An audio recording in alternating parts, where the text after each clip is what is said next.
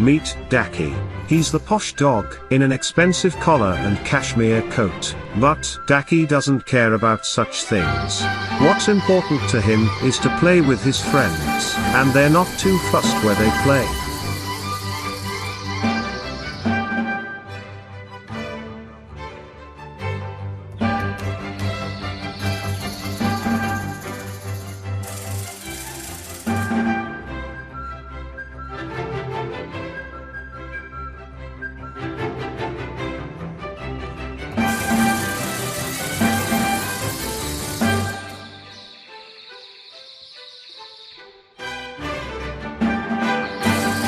Daki and his friends can have fun wherever they are. It doesn't matter if it is in a pile of rubbish on the side of the street, or sifting through the unwanted household items gathered by the rag and bone man. Polite society would say that Daki's friends are from the wrong side of town. They live in the old, run-down area, which is gradually being pulled down and replaced by new housing. Daki, on the other hand, lives in the new part of town. Here, the streets are spick and span, with no rubbish in sight. Daki and his friends say it is very boring, but it is time for Daki to head home for his breakfast. This is where Daki lives, with the Arpel family, in a newly built house.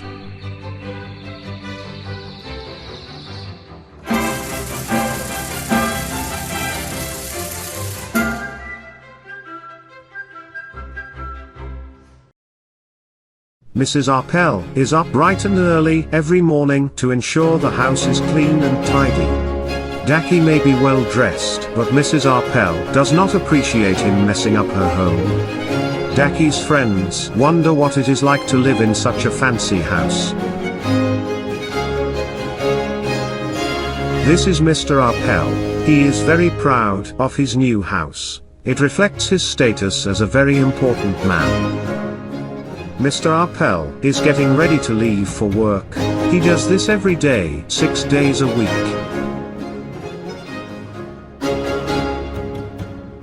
Mrs. Arpel has their morning routine worked out down to a T to ensure Mr. Arpel always leaves on time, and has everything he needs.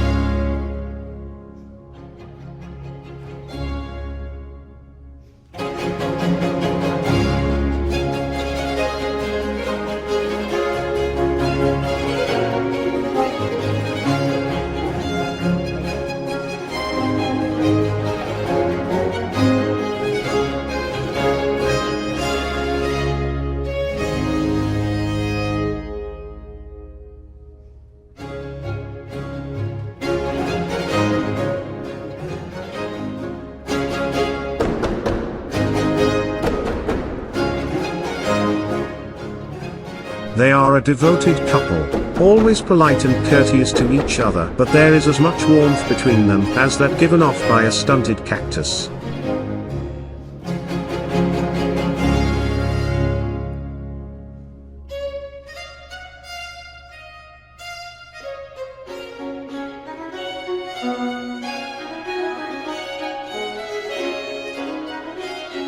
Coming out of the house is Gerard. What a lucky boy, you might say, to have the privilege of living in such a nice house. He doesn't even have to walk to school, or take public transport, as Mr. Arpel will drive him. All his needs are met.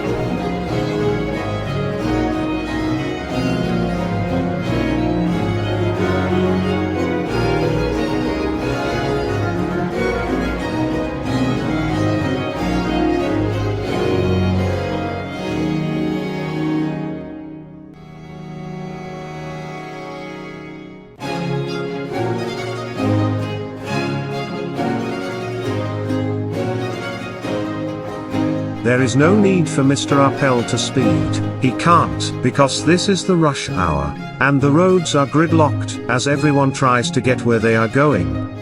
Everyone wants to be on time.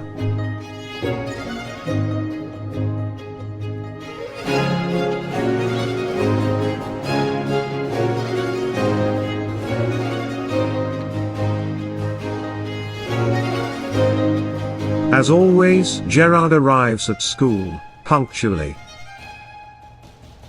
Mr. Appel continues on his way, heading for where he works.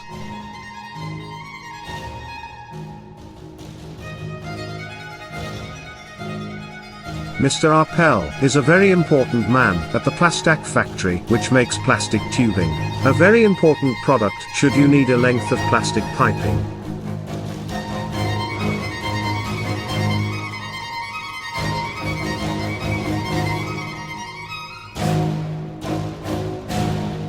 Mr. Appel is so important, he has his own parking space. Next to the factory, the Rag and Bone Man has his depot. Here, he stores the scrap metal and old textiles that people have discarded for recycling. One man's rubbish is another man's treasure.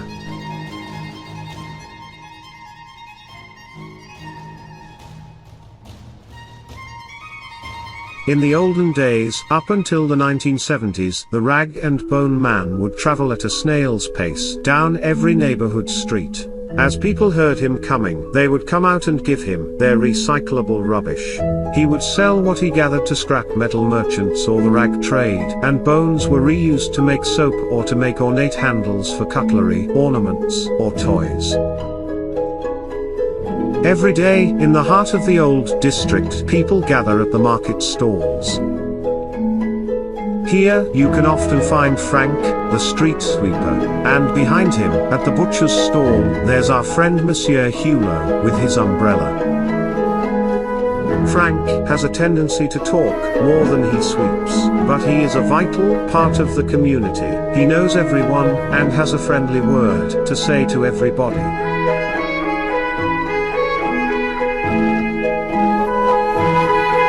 Over at the cabbage stall, the vendor is busy having a break at the nearby cafe. From this distance, he can still help Mrs. White select the best cabbages.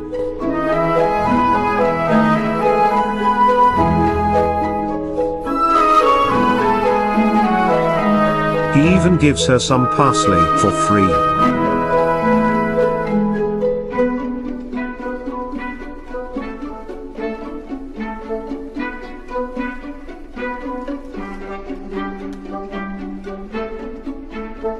Monsieur Hulot is currently out of work, so to save his pennies, he keeps up with the daily news by reading yesterday's newspaper before the butcher uses it to wrap the meat he sells to his customers.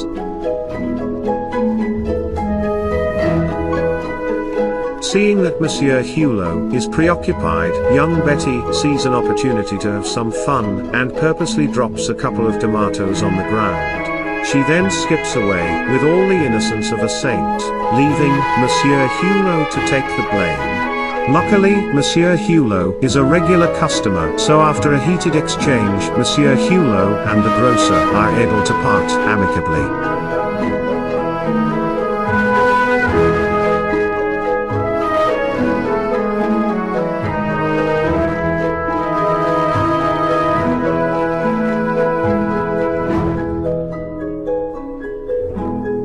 Monsieur Hulot knows Betty well. She is the daughter of his landlady, the owner of the building in which Monsieur Hulot rents the top floor flat.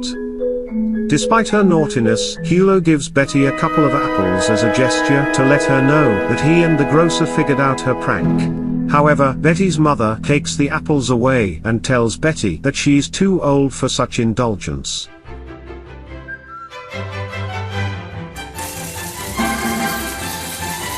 Monsieur Hulot has to climb many steps to get to his flat. He doesn't mind, as the exercise is good for him, and he loves his little flat, as it has a beautiful view over the square and all the comings and goings which add life to the place.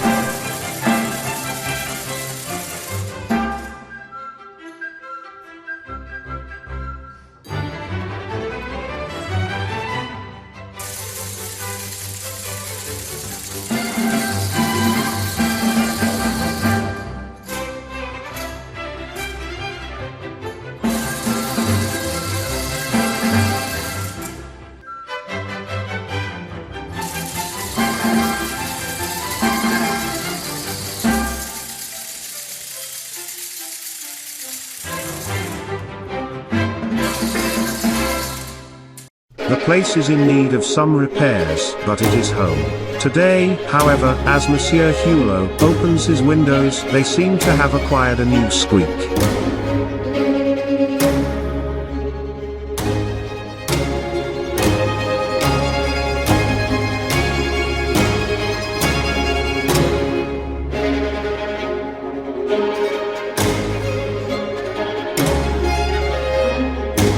Upon closer examination, he discovers the new noise is a canary singing every time the sun bounces off the windows and shines upon the bird cage. Despite its captivity, so long as it can feel the sunshine on its feathers, the canary is filled with joy.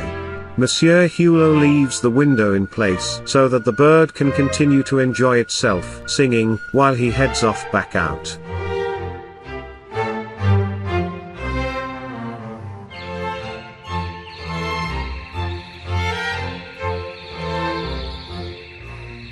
Sometimes, the trip down the stairs can be an interesting one, as Hulot often meets his neighbors. He always gives them a friendly "Hello, how are you?" Hello, how do you do? Hearing Monsieur Hulot's footsteps, Betty is waiting outside. She is busy cooking up her next practical joke to play on him. Knowing Hulot won't be able to refuse, she offers him a sticky, boiled sweet.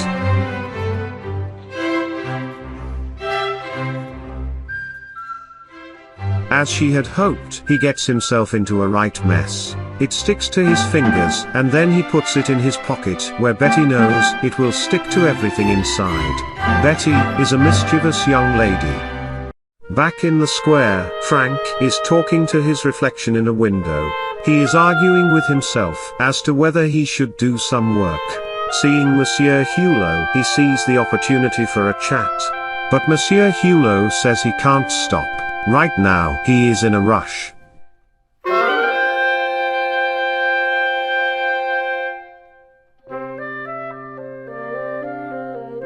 Frank is left with the prospect of having to do some work.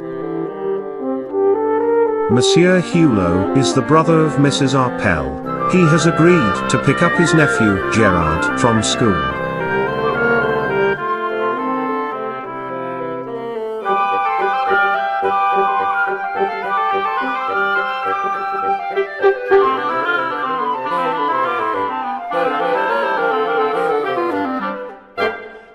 Hulot takes his responsibilities seriously. He has no hesitation crossing the road by himself, but when he is with Gerard, he demands the traffic stop with a commanding wave of his umbrella. These are Gerard's chums, who, like Daki's friends, we could say are from the wrong side of town. Their mischievous sense of humor makes Mary's antics look positively staid. It is a team effort to make innocent drivers believe they have been in a fender bender.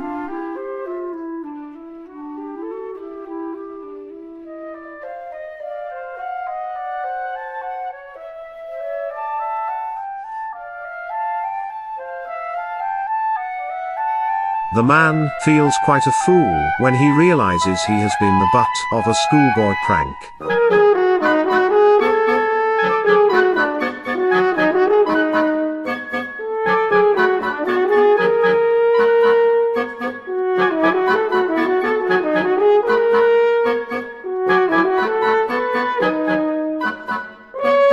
Spurred on by their success, the boys repeat the stunt. The man is very polite, but it is clear he is outraged. In all his years driving, never has such a thing happened to him. The woman is completely confused. She has no idea what the man is talking about.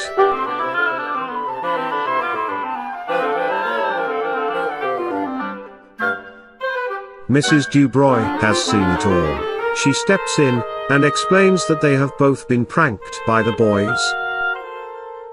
Having been rumbled, the boys make a hasty getaway.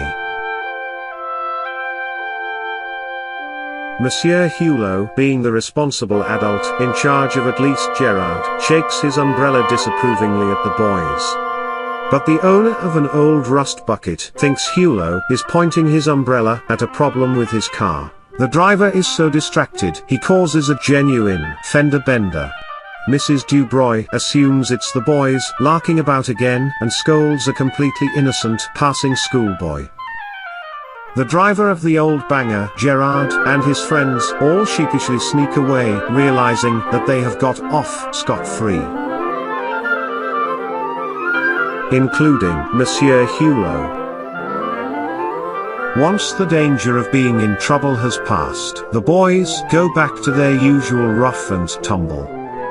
Hulot briefly gestures like an authoritarian figure but is as relieved as the boys that the scare is over. Still, unaware that her car has been damaged, Mrs. Dubroy arrives at the Arpels for a surprise visit. She has been itching to see their new house. Hearing she has a visitor, Mrs. Arpel rushes to switch on the fountain. It symbolizes the height of luxury and is the centerpiece of the garden.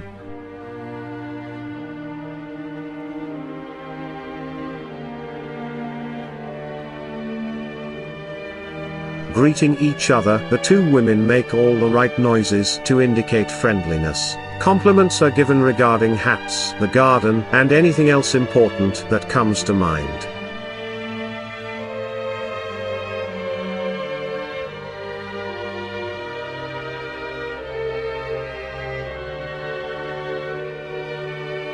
Mrs. Arpel explains how everything is connected, how the living room opens out onto the garden. And yet, if we compare this to the old district, there seems to be no connection with life. Seeing the fountain working, Monsieur Hulot immediately recognizes that his sister must have guests. As we know, he is both sociable and well-mannered, but he finds the polite conversation of his sister's friends stilted, so he makes a hasty retreat. Gerard is a little slower to realize they have guests. He knows he will have to be on his best behavior, and so he repeatedly wipes his feet before he gets into trouble for bringing dirt into the house.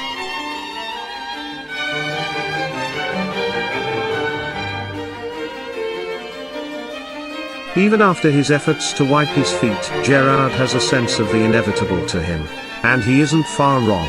It isn't too long before Mrs. Arpel is telling him to do this, that, and the other. He must take off his shoes, hang up his clothes, tidy his room, do his homework, wash his hands, and so the list goes on.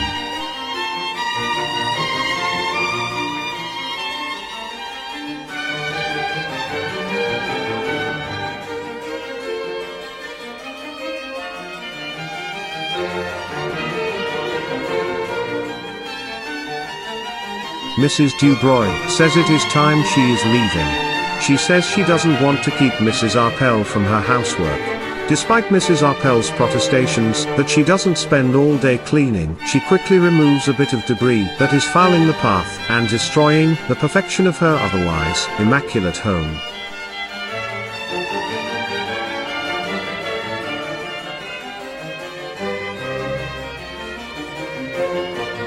Hardly before Mrs. Dubroy is out of the gate, Mrs. Arpel switches off the fountain. The show is over.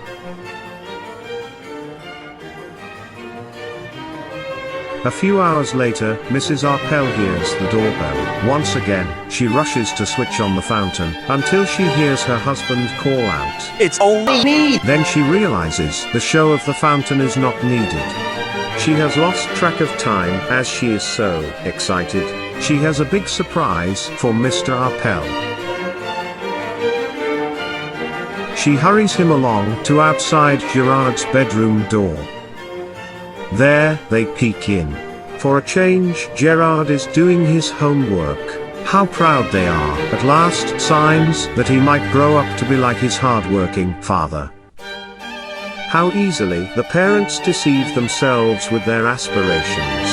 Far from studying, Gerard is busy imagining living in a natural world where he could see real creatures spouting water. But Mr. and Mrs. Arpel are quite satisfied that they can get a taste of nature right where they are. As it is a warm evening, they take their chairs out in the garden. From there, they can quite comfortably watch their favorite daily show on the TV. It has been a long, busy day, and all they want to do is relax. But instead of enjoying some silence and digesting the day's events, the television fills their minds with more noise, more stimulation. The next morning, all that can be heard in the old district is boys playing. They are stimulated by the thought of another day as they race to school and burn off all their excess energy. Monsieur Hulot is pottering around doing his chores. He takes 2 items off the washing line and slings one over his shoulder, which gets caught on the line as he folds the other item. Looking everywhere for the missing item, he glances down at the activity of the market. Down in the market square, Mrs. Wellington is on her way to buy some grapefruit.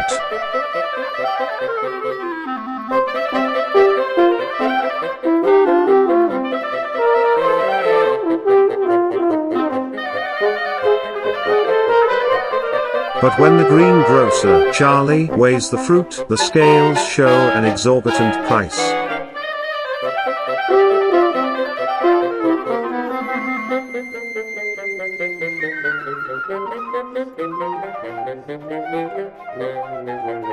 The ensuing row attracts the attention of a passerby.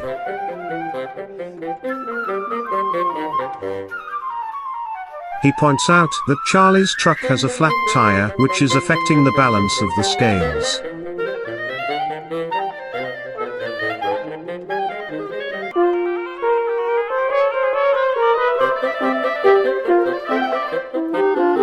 The passerby is very pleased to have solved the mystery, but Charlie is annoyed at the extra hassle of having to fix his tire.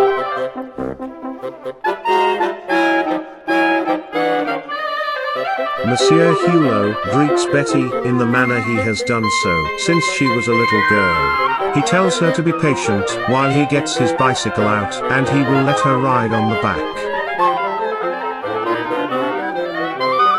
Hulot hasn't noticed that Betty is getting a bit old to be riding on the back of his bike. But a passing young man can see that Betty is growing up and offers her a ride on his bicycle. Betty is in the process of transitioning from childhood to adolescence. She may have declined the young man's offer, but her interest has been piqued. Daki is waiting in the car while Mr. Arpel visits Plastak's head office. Mrs. Arpel has persuaded her husband to ask the president of the company to give Monsieur Hulot a job. The president is a very busy man. He listens patiently as Mr. Arpel assures him that his brother-in-law is hardworking and industrious, just like himself. Eager to seal the deal, Mr. Arpel says he can get Monsieur Hulot on the telephone.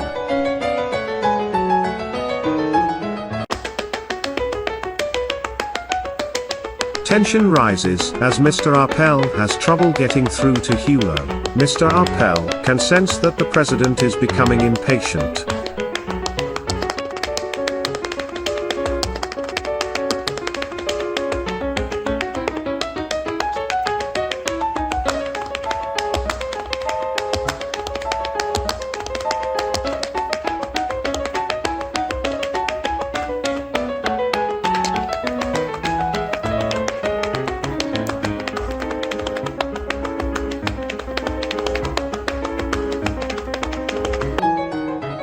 The president is unimpressed, and Mr. Arpel leaves with a dark cloud hovering over him.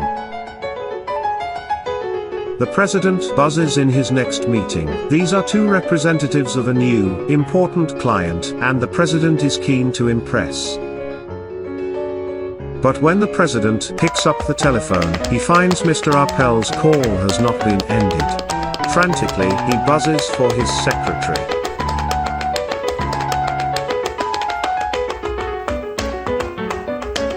Monsieur Hulot is in such a rush to not let down his sister that he hasn't hung up the telephone at the cafe, leaving the line open. Frank is intrigued to know what the excitement is all about.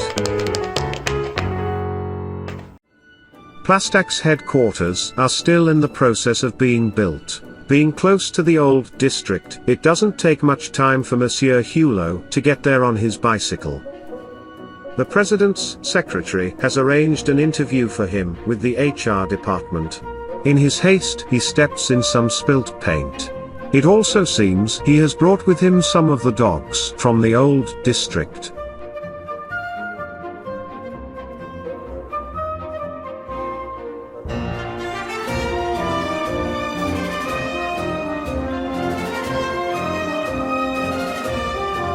Mangy mutts are not welcome at Plastak's posh new HQ.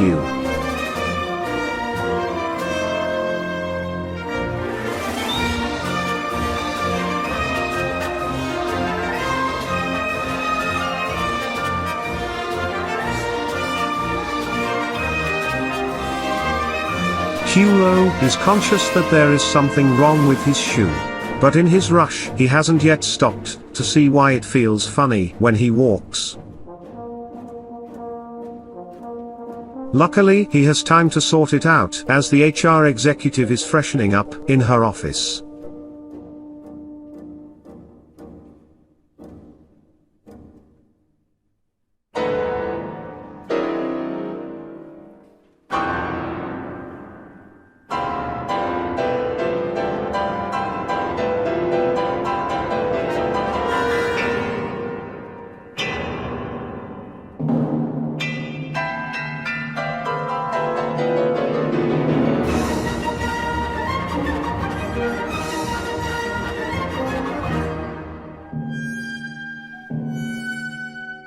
As the president has already approved the hire, the interview is just a formality and the HR executive runs through the terms of the job.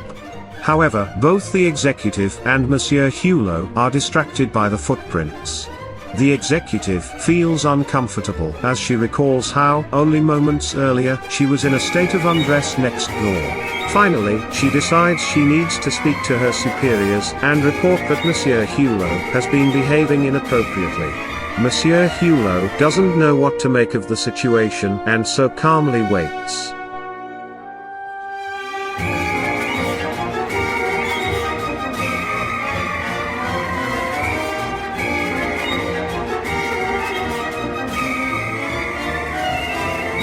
How is it possible for a person to get fired before they have even started work? Stunned, Hulot heads for the door, thinking, You win some, you lose some, but you live to fight another day.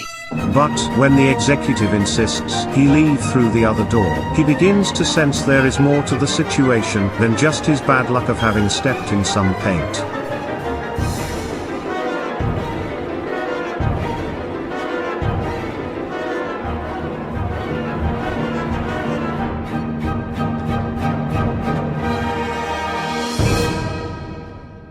Back at the Arpel house, there is a visitor at the gate, so Mrs. Arpel has switched on the fountain before letting them in.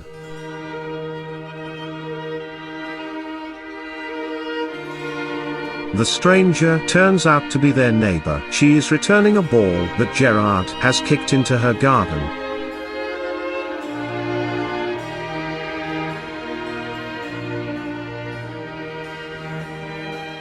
Mrs. Arpel scolds Gerard for having been playing with his ball.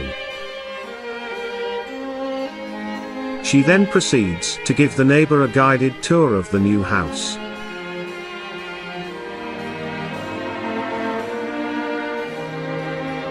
Having shown the neighbor Gerard's room, she proudly explains how everything in the house is connected, despite the fact she seems completely disconnected from the needs of her son, who is outside, like a bird with his wings clipped, unable to play freely with the ball. The house tour continues, as Mrs. Arpel shows off their prized object d'art and the furniture, which has all been designed especially for the Arpels by Plastak. The neighbor is keen to try out the sofa, only to find that it is incredibly uncomfy. It is as though Mrs. Arpel has lost all her senses and is only interested in show. A flashing light tells her that her steak is ready in the kitchen. She neither smells it nor hears it sizzling. Everything is so automated that to get things done, she barely has to lift a finger or disturb a hair on her head. Even the gravy spurts out in a jet, reminiscent of the prestigious fountain. Realizing that the fountain is on, Mr. Arpel adjusts his tie and smartens up, as clearly they have visitors.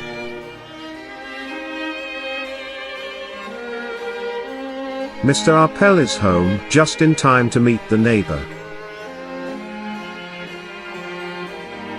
The neighbor gushes compliments about their lovely home. Mr. Arpel is flattered, but he has more important business. As he squeezes by, the neighbor's umbrella sinks into the lawn, barely preventing her fall. Mr. Arpel has a present for Gerard, a train. Then, just like a steam engine vanishing into a tunnel, Mr. Arpel rushes indoors. The neighbor laments that she has no children. She lives alone in her big house. This gives Mrs. Arpel an idea, and, as the neighbor leaves, grabbing her umbrella, Mrs. Arpel is busy scheming. Her neighbor would make an ideal match for her brother. With the neighbor gone, and the fountain switched off, Mr. Arpel is about to enjoy his evening, when the telephone rings. It is head office, updating Mr. Arpel that Monsieur Hulot has set a record at Plastac for the shortest period of employment. Mrs. Arpel begins to tiptoe, as she can guess what has happened from her husband's tone of voice. Mr. Arpel is livid. Now, he is really steaming like a locomotive. His wife tries to calm him down.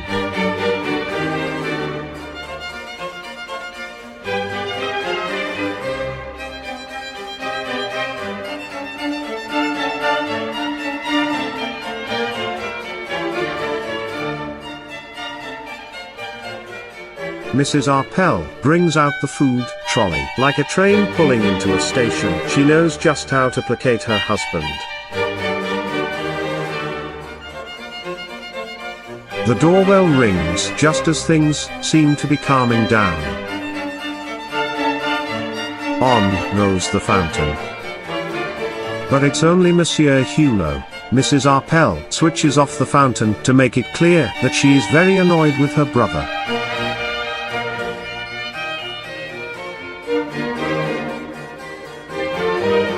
She brings him the same type of chair as the president uses in his office to make people feel small.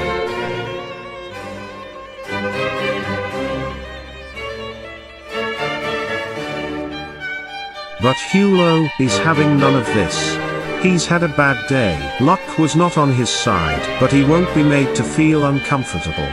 So, he gets himself a chair like that which the others are sitting on.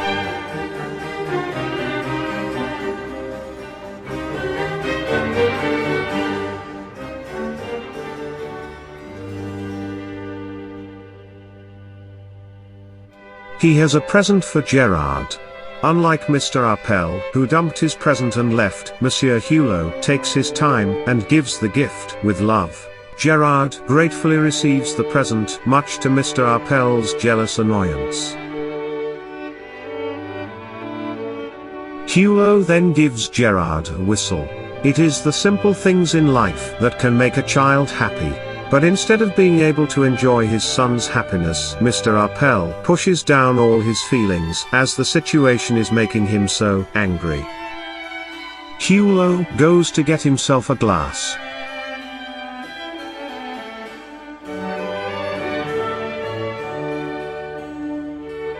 In the kitchen, he is faced with an array of buttons, switches, and hidden dangers such as the heated towel rain.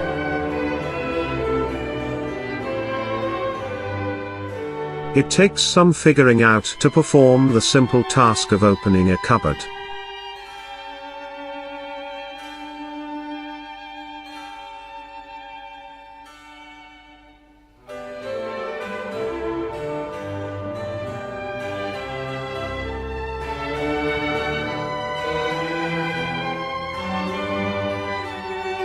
Finally, a cupboard opens, and out pops an unbreakable jug.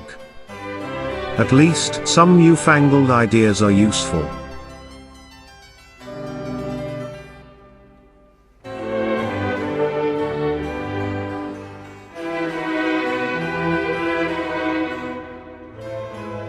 Hulo assumes this invention will extend to the glasses, the thing he is looking for, but sadly not. The glass is a good, old-fashioned, breakable glass. Mrs. Arpel does her best to distract her husband from the noises coming from the kitchen.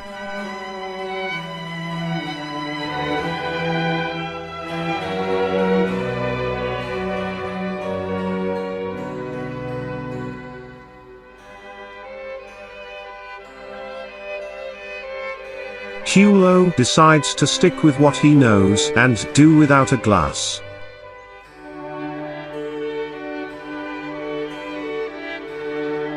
With tension high in the house, Mrs. Arpel decides it's time to defuse the situation and suggests her brother take Gerard out for a walk.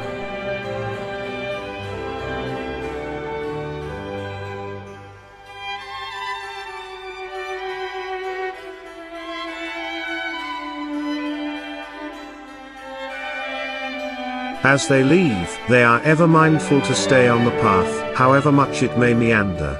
Regardless of whether her rules are logical or make sense, Mrs. Arpel sets very particular standards in her house and her family comply. They know what is expected of them, but as much as the path may appear to curve this way and that, staying on the path is a black and white requirement with no shades of grey. Likewise, Mr. Arpel has to pick his way along another path to get to the coffee that Mrs. Arpel has laid out for him on a small table. With order restored in her home, Mrs. Arpel feels happy.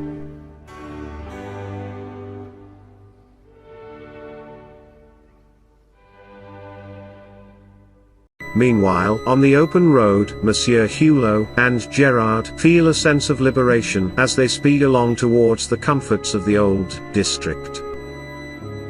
Here, the flowers grow and bloom freely.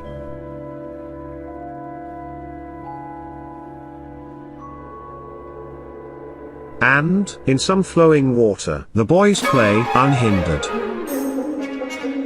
But, the shopkeeper draws the line at them taking his wares without paying money. Life can be quite thankless. You can be minding your own business, doing the right thing, when life throws unwelcome surprises your way. Feeling bedraggled, the shopkeeper appreciates that Monsieur Hulo bothers to stop and apologize, despite the fact that Hulo hadn't intentionally sprayed the water. A bit of sympathy goes a long way to making us feel comforted. But little boys have more of a tendency to simply laugh off life's bloopers. Little boys have no interest in health and safety rules. They live life in the moment, savoring what comes their way, which includes sweet treats from a vendor who has no concern for modern standards of hygiene. All the boys can think about is what their stomachs are saying.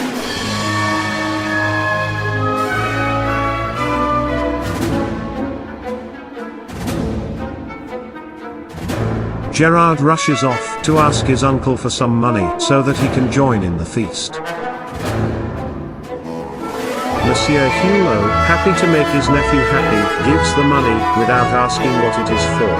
As always, Hulo's heart is in the right place, and he is so lost in the moment, he doesn't think through the consequences that may be down the line. Gerard rejoins his buddies.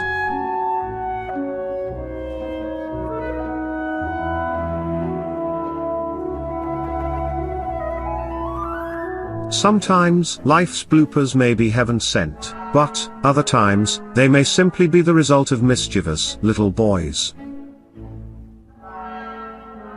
Gerard's friends like to play a game where they bet on which one of them can distract a passerby and make them walk into a lamp post. Oh, what are little boys made of, what are little boys made of, pigeons and nails and puppy dog tails, That's what little boys are made of.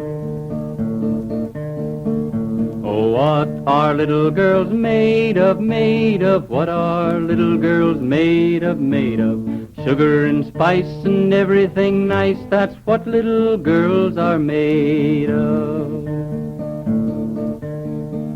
Well, what are young men made of, made of? What are young men made of, made of? Horned toads and flies and funny bow ties, that's what young men are made of. Well, what are young women made of, made of? What are young women made of, made of? Rings and jings and all fine things, that's what young women are made of. Well, what are old men made of, made of? What are old men made of, made of? Tobacco and brandy, sugar and candy, that's what old men are made of. Well, what are old women made of, made of? What are old women made of, made of? Moans and groans in their old aching bones, that's what old women are made of. What are little babies made of, made of? What are little babies made of, made of? Sugar and crumbs and cinnamon buns, that's what little babies are made of. Monsieur Hulot has been looking for Gerard. He is beginning to suspect that the boys might be up to mischief.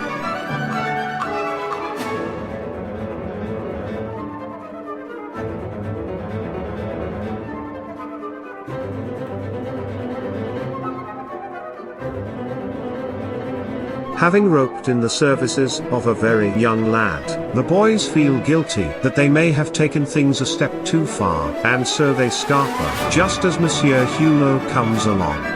Hulot finds himself in the wrong place at the wrong time. The woman shouts that it is a disgrace for a grown man to play such a childish prank. Gerard tells his uncle that he is not ready to go yet. He wants to play some more. Monsieur Hulot patiently waits while the boys play.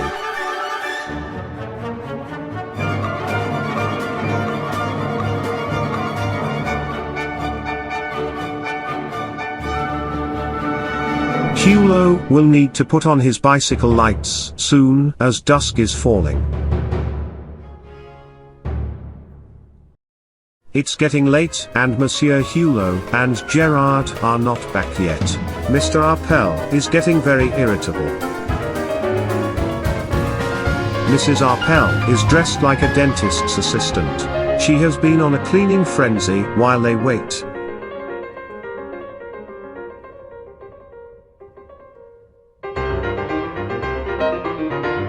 At last, the truants return. Instead of a warm welcome for Gerard, Mrs. Arpel is appalled at the sight of his clothes. Luckily, she is dressed for action and immediately takes him to be cleaned and fumigated. Mr. Arpel has had more than he can stand of his brother-in-law. He can no longer contain his jealousy at his son's favoritism for his uncle.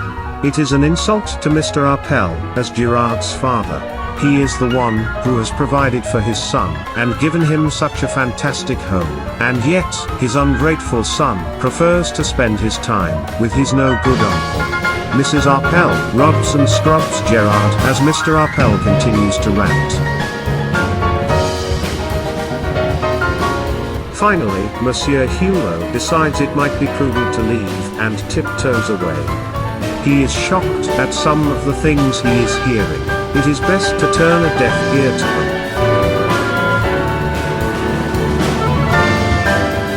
Eventually, Gerard's decontamination is finished and he is completely sanitized.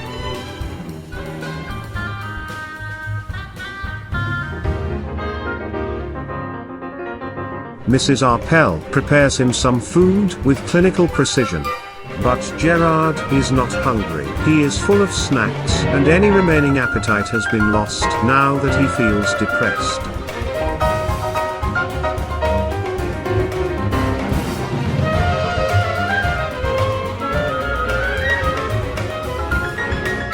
steam continues to come out of Mr. Appel. He is at boiling point, as Gerard's mother interprets her son's lethargy as a sign of illness.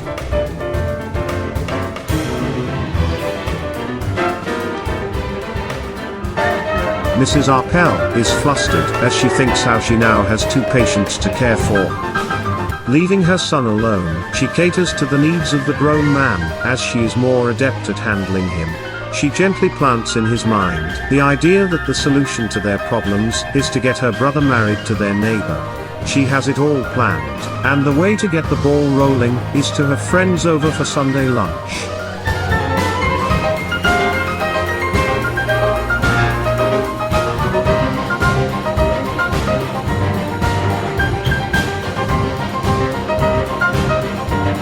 The more Mr. Appel mulls over the idea, the more he warms to the plan.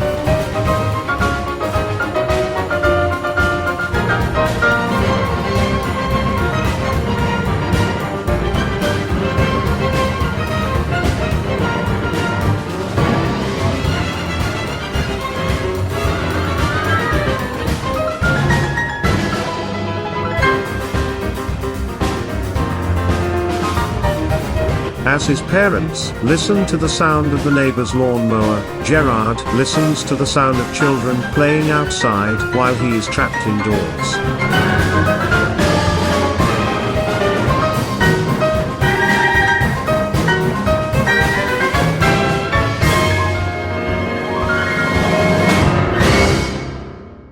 It is Sunday morning and the market square is a riot of color. Many people are wearing their Sunday best.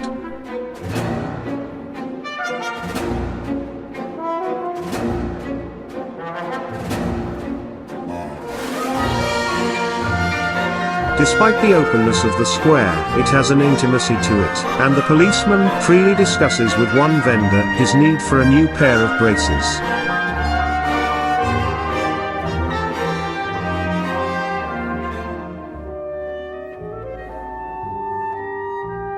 The policeman might be needed to control the boys, but as usual, they are just larking about.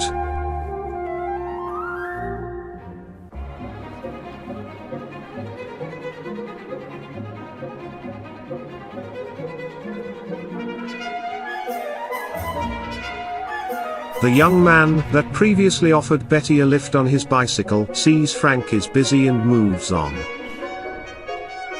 He isn't too old to play jokes on people.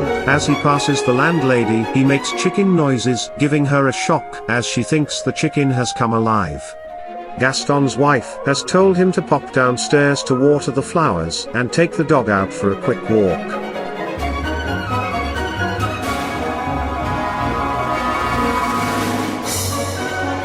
But Gaston soon gets distracted as Frank calls him over and invites him to join the others in the cafe. No one is bothered that he is still in his pajamas.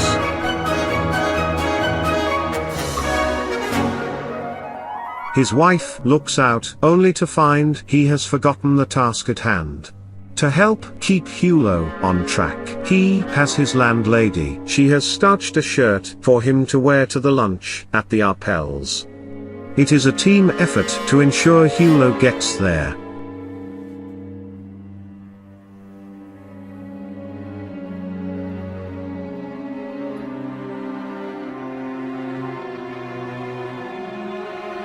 Before he leaves, Hulot ensures the canary will be left happy in the sunshine.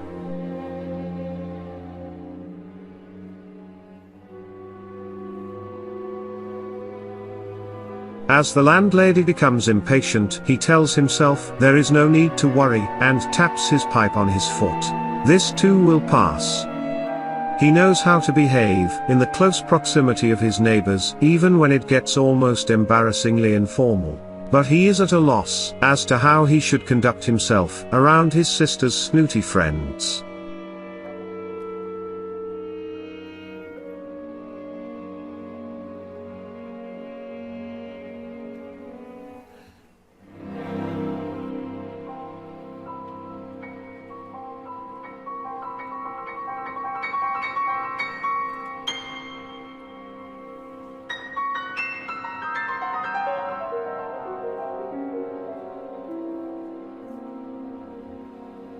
As the landlady hands him his stuffed shirt, Hulot gets distracted by Mr. Vincent.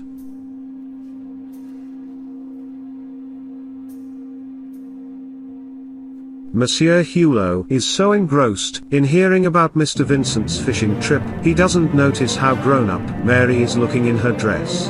Instead, he greets her as always, as though she is still a small child. The biggest distraction of all is the cafe. Like Gaston, Monsieur Hulot and Mr. Vincent are soon drawn in by its warmth and merriment. Hulot says he's got to get to his sister's, but is easily persuaded to go in just for a small drink.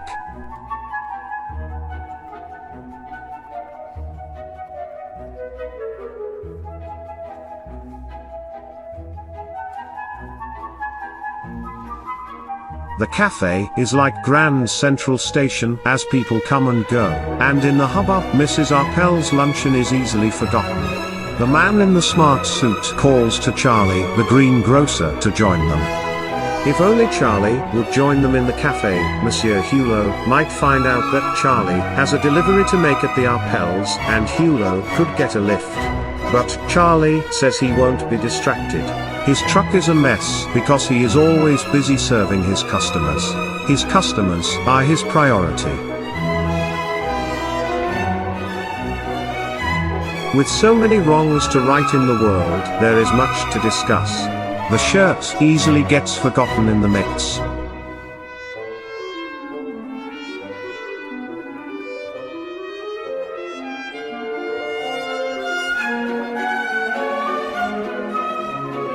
They decide the remedy for wrongs is to forget them.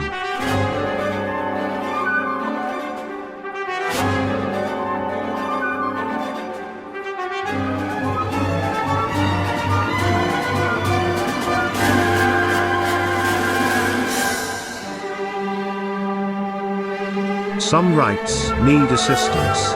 Some wrongs need resistance. Particularly when the man in the smart suit beckons Gaston to return to the cafe.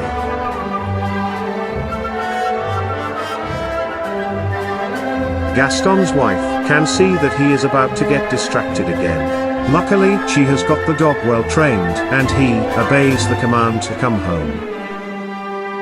Unfortunately, the dog is also prone to getting sidetracked. If two wrongs don't make a right, perhaps three will. They certainly make a good excuse for another tipple.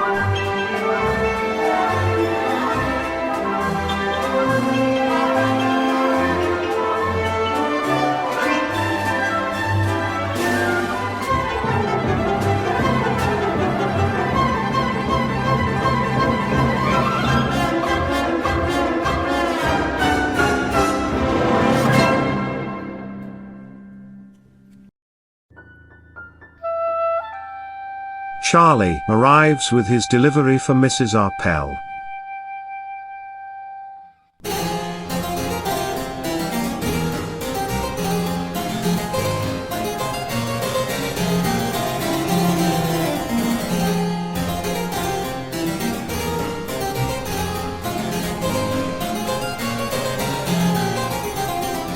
Having rung the doorbell, Charlie expects the door to open.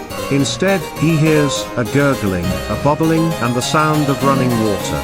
But he withholds judgment of this strange experience.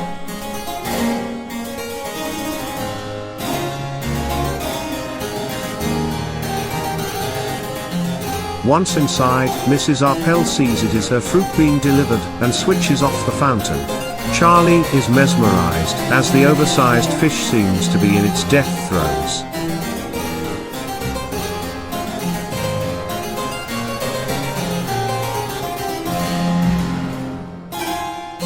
As the maid, Georgette, tries to help, Mrs. Arpel takes charge and calls for her husband to pay Charlie.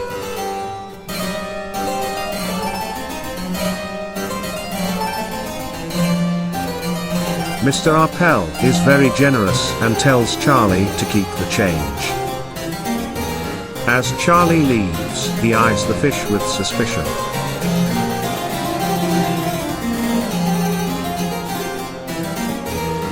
He may have been paid well, but that doesn't account for the strange goings-on at this house. The Arpels are getting ready for the imminent arrival of their guests.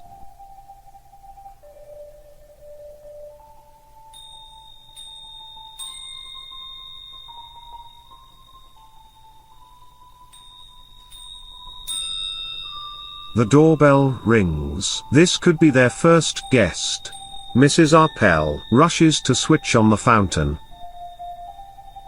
A false alarm. It's another tradesperson, this time a door-to-door salesperson selling rugs. Once again, she asks her husband to deal with the matter.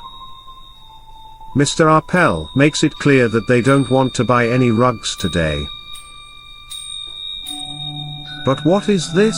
Whoops. He recognizes their neighbor and whispers to Mrs. Arpel. Horrified at the offense caused, she rushes to switch on the fountain. With the fountain working, she can now greet the neighbor properly, with all the gushing friendliness that a close neighbor deserves. Gerard's friends may not be with him, but he is continuing the games he learned from them. As the guests approach, he distracts them with a whistle, then waits to see if they will bump into the lamp post. But Gerard was too early. A second whistle is required to distract Mr. Pichard, who is Mr. Arpel's trusted head manager at Plastac.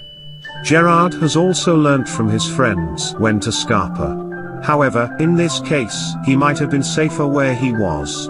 The neighbor tells him what a big boy he is. But Gerard is clearly still a small boy, unlike Betty, who is on the verge of adulthood.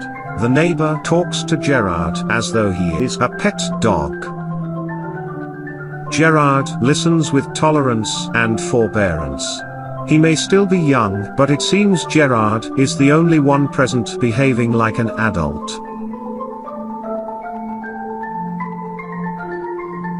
The Pichards have arrived. Mr. Pichard wants to make a good impression to his boss, so he's worried that his encounter with the lamppost may have left a mark on his face. They have brought with them the perfect housewarming gift, a bunch of plastic flowers to go with everything else unnatural at the house. Mrs. Pichard laughs hysterically. To overcome her nerves at meeting her husband's important boss, she has had a bit too much Dutch courage. With the arrival of the Walters, all the guests are now present except Monsieur Hulot. Without him, Gerard is totally bored.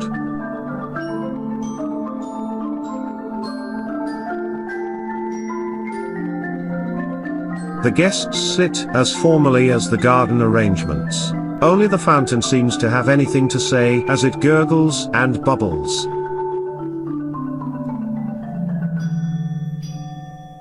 Finally, Mr. Arpel gets the conversation going. But he only talks business and discusses the successes of Plastac. The men politely respond. And when Mrs. Pichard can stand the awkward silences no more, her hysterical laughter fills the gaps.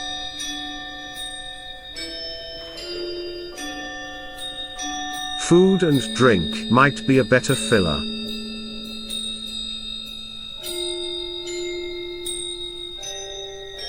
With the arrival of Monsieur Hulot, we shall have to see if he can liven the party up, as Mrs. Arpel hopes.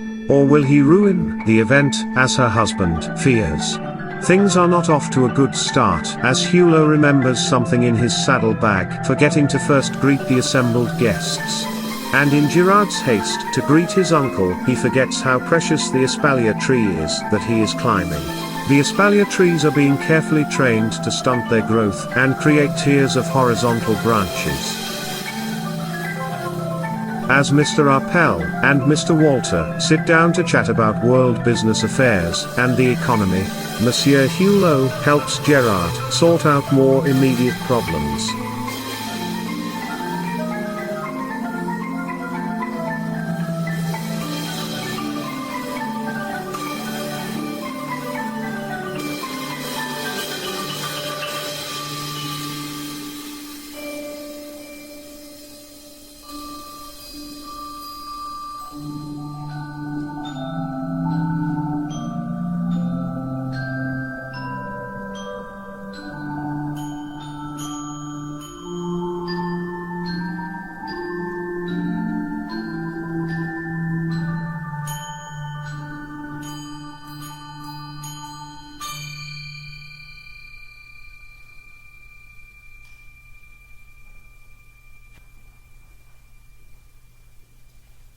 Mrs. Arpel has the party in full swing. Guests are mixing and mingling.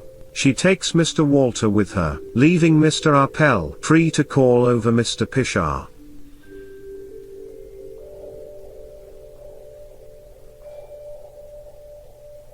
We know that Mr. Arpel does not enjoy Monsieur Hulot's company, but suddenly, Mr. Arpel calls Hulot to come join the conversation. Monsieur Hulot and Mr. Pishar perform a dance around Mr. Arpel, who now has two people following his dialogue, because they have been forced to. These minions are not yet aware that Mr. Arpel is greasing the wheels until he is ready to inform Mr. Pishar that he is to find Monsieur Hulot a job in the team that Mr. Pishar manages.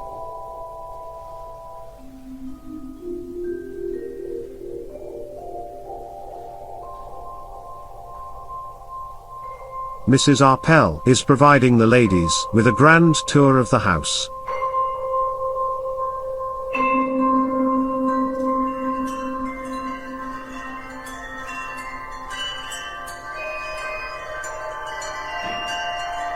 They are all agreed that they would like to see the kitchen, perhaps because it is the heart of any house. The pristine starkness greets them.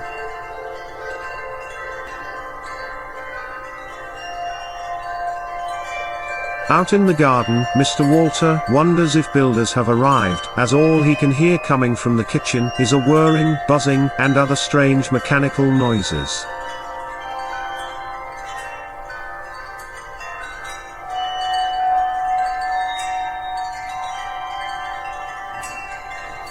Left with only the fountain for conversation, Mr. Walter's own waterworks are becoming attuned to the flow of the fountain.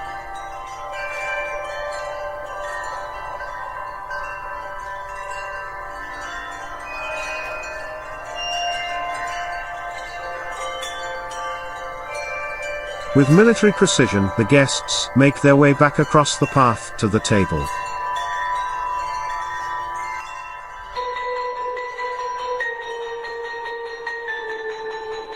Only Monsieur Hulot loses sight of the procession's order and knocks Mr. Pishar off the path.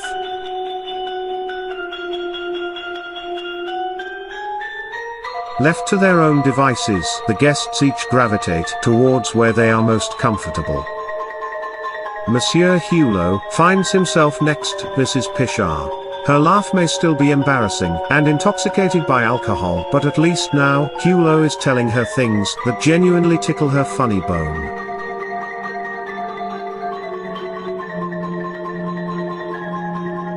Mrs. Arpel needs to break up this fun. It isn't the object of the luncheon.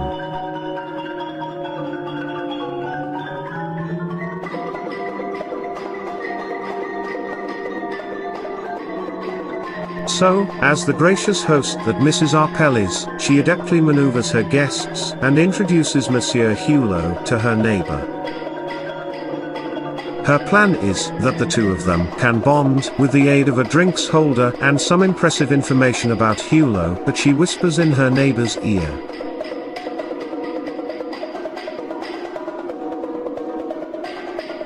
With the scene set, Hulot repeats into the neighbor's other ear one of the jokes that had delighted Mrs. Pishar. However, it is not at all to the neighbor's liking, and in a game of smoke and mirrors, Hulot is left to wonder why the neighbor rejects his joke.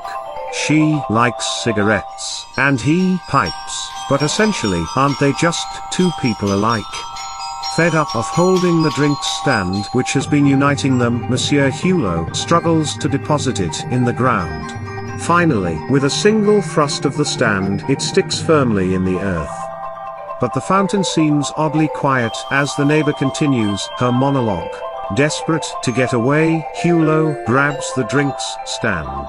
The neighbor continues to hold forth, so it takes a while for Monsieur Hulot to register that there is a jet of water right next to them. The immediate solution is to shut down the water jet. Curiously, the fountain comes back to life. As the neighbor continues to drone on, Monsieur Hulot tries to remain attentive while maintaining his awkward stance. But his foot slips as he reaches for a teacup. The water jet re-emerges from the ground until, once again, Hulot stamps it out. The conversation is getting more lively and Mr. Arpel asks Hulot to pass round the milk. Unable to say no, Monsieur Hulot leaves his spot. Time to admit the situation is getting out of control. Monsieur Hulot, while respecting the rules about the paving stones, rushes to switch off the water. By now, the guests are beginning to realize there is a problem. The lawn is soaking and their feet are getting wet. Mrs. Arpel is shocked to see her fountain not working. She wants to know if Georgette is responsible for this outrage. The guests and Mr. Arpel have perched themselves in the dry on the edge of the garden. But, as Mrs. Arpel switches the fountain back on, the water jet shoots up higher than ever. The guests quickly gather their things and run for safety, ignoring all the rules about staying on the path. Mr. Arpel urges them to stay calm and respect the specified boundaries. Eager to please the boss, Mr. Pichard says the solution is to fix the problem. To do this, he will mend the fountain. He takes off his jacket, rolls up his sleeves, and gets to work. As Mr. Pichard focuses on the parameters before him, the boundaries between the other guests begin to break down, and everyone starts to enjoy themselves. Mrs. Arpel leads the merrymakers on a quest to find a new location.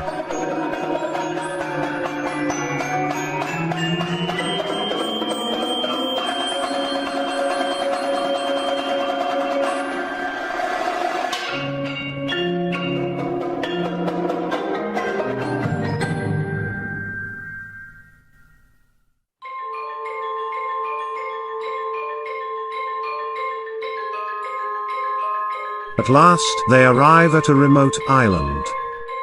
As Mrs. Arpel calls out instructions as to where everyone should be, and the men start to give out instructions regarding the location of the table, Monsieur Hulot looks on as the party starts to circle one way and then the next, as though they were performing a chain dance.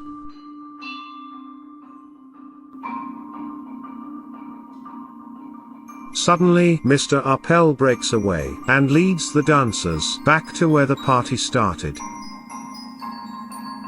Like big game hunters, they make their way through the terrain. With no native trackers or shikaris to guide them or carry their load, progress is slow. The dense jungle reduces visibility. Unable to see clearly, the neighbor feels lost.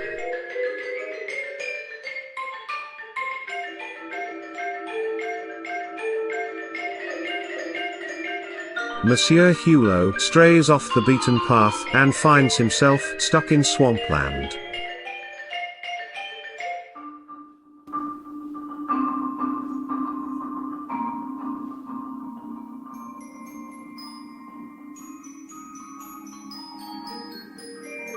Mrs. Arpel is delighted. Despite the dangerous terrain, the neighbor and her brother seem to be getting on well.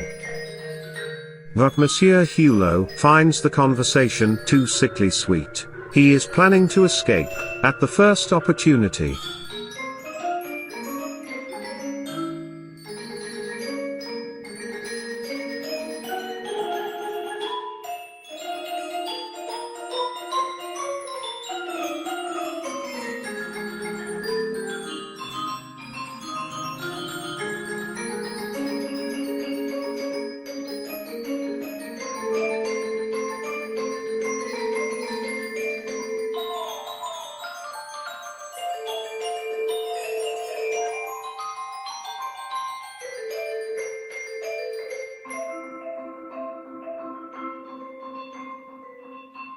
But however much Hulot tries to camouflage himself, only Mr. Pichard goes unseen, slaving away in the bowels of the earth. Monsieur Hulot is happy enough to divert attention away from himself toward poor Mr. Pichard. This provides Hulot with the opportunity to leg it. The neighbor is bewildered. Where is Monsieur Hulot? She says to herself. Oui, Easy come, easy go. But as she says this, Mr. Pishar staggers from his hole. And at this 11th hour, when the battle is nearly over, Mr. Walter and Mr. Arpel only now offer their assistance.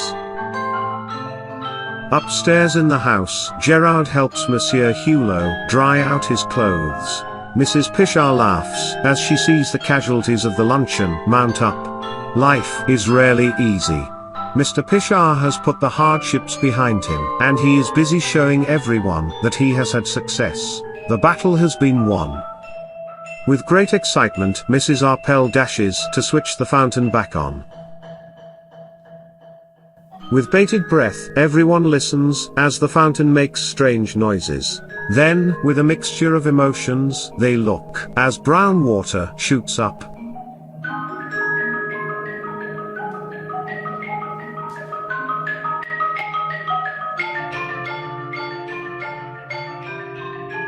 Fear is followed by relief as the water jet turns a clear blue.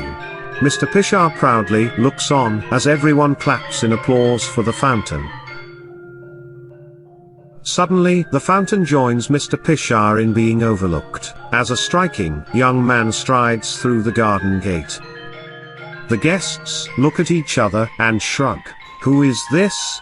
Even the hosts seem confused. Only the neighbor is delighted to see the young man. But polite manners prevent her from clearly saying this is her toy boy. If she had been more open about having a man in her life, Mrs. Arpel needn't have arranged the lunch to try and matchmake the neighbor with her brother. The luncheon breaks down into chaos. Mrs. Arpel is distraught as her garden gets ruined.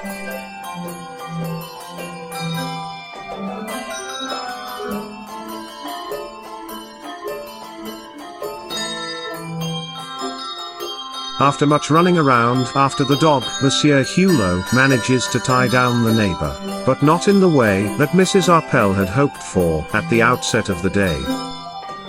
An undignified end to the day for the neighbor.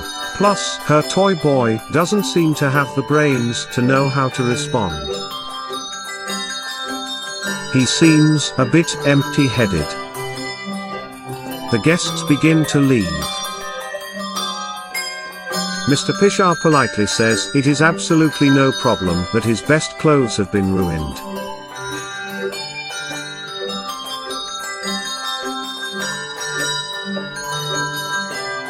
Mr. Walter says it is absolutely no problem that he has twisted his ankle and hobbles out.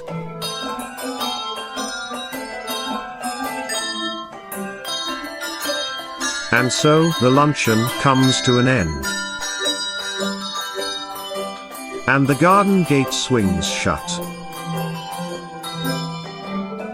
If you go down in the woods today, you're sure of a big surprise. If you go down in the woods today, you'd better go in disguise.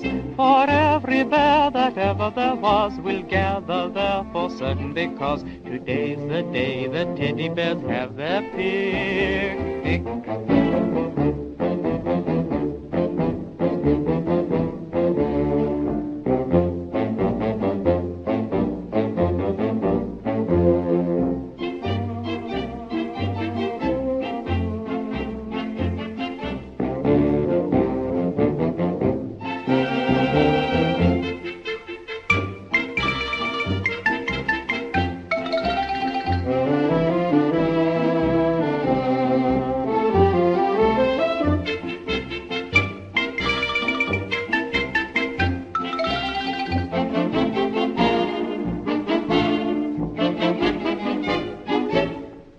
Picnic time for teddy bears. The little teddy bears are having a lovely time today.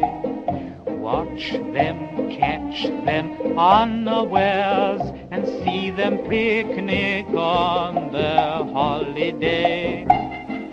See them gaily gad about. They love to play and shout, they never have any cares. At 6 o'clock, their mummies and daddies will take them home to bed, 'cause they're tired little teddy bears.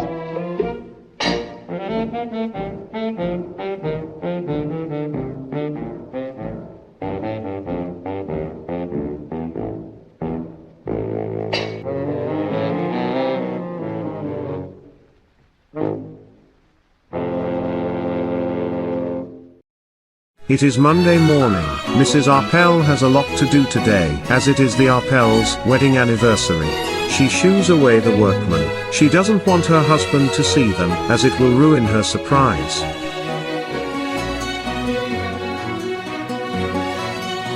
Once the coast is clear, the workmen can get to work.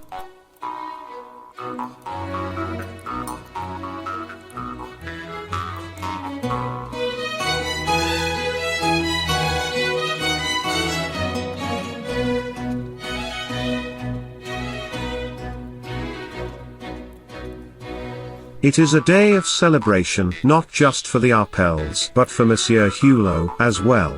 It is his first day working at Plastac.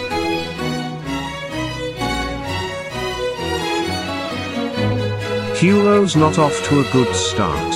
Parking in the head honcho's parking space is bound to cause irritation.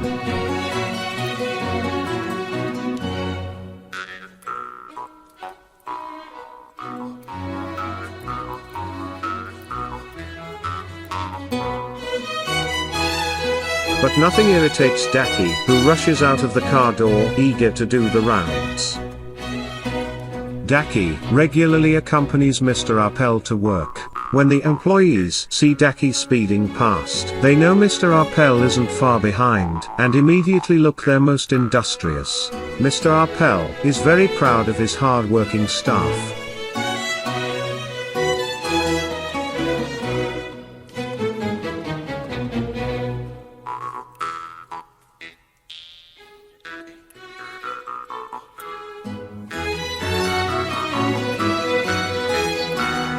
Here is Plastac's newest employee. He of course knows Tati well, so it is only natural that he greets Tati like the old friends that they are.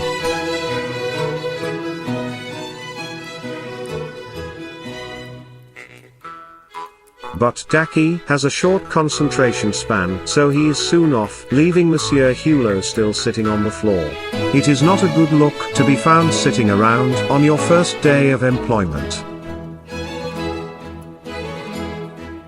With Mr. Arpel's arrival, his assistant dashes to fetch Mr. Arpel's first appointment, who has been waiting in reception.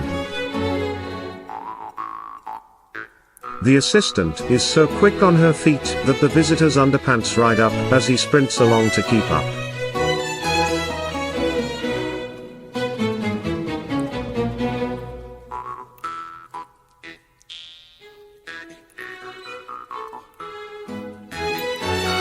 Mr. Arpel shows the visitor examples of all the different types of plastic tubing that Plastac make.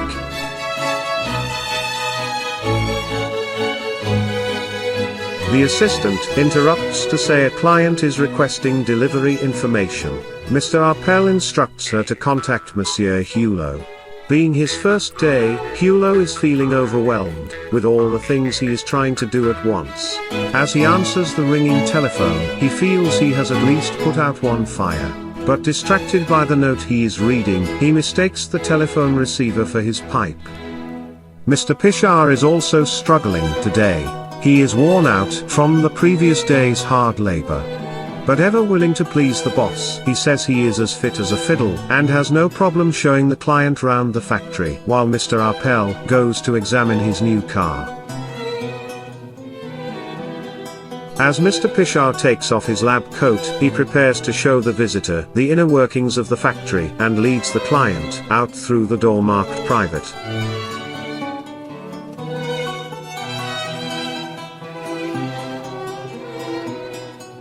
Meanwhile, Mr. Arpel admires his shiny new car. The salesman glosses past all Mr. Arpel's questions regarding the car's inner workings. Mr. Arpel is so excited with his new toy, he allows the salesman to wow him with just appearances.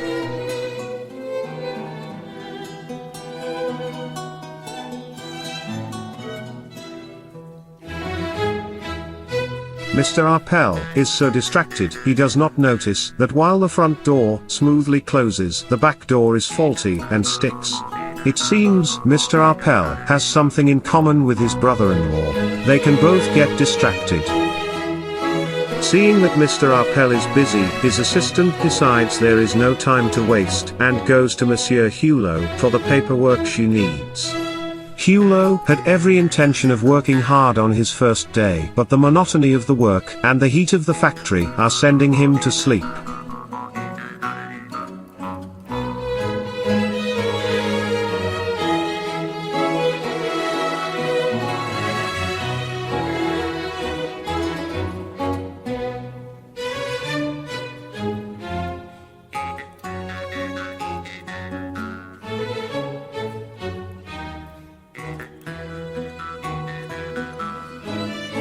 As he dozes off, he pushes a delivery note to the edge of the table. In her haste, the assistant grabs it, but who knows if it is the correct note or not. Hulot's colleague says he has to pop out and leaves Monsieur Hulot in charge of machine number 5. Still drowsy, Hulot doesn't notice as a hose breaks loose and starts to slither its way across the floor.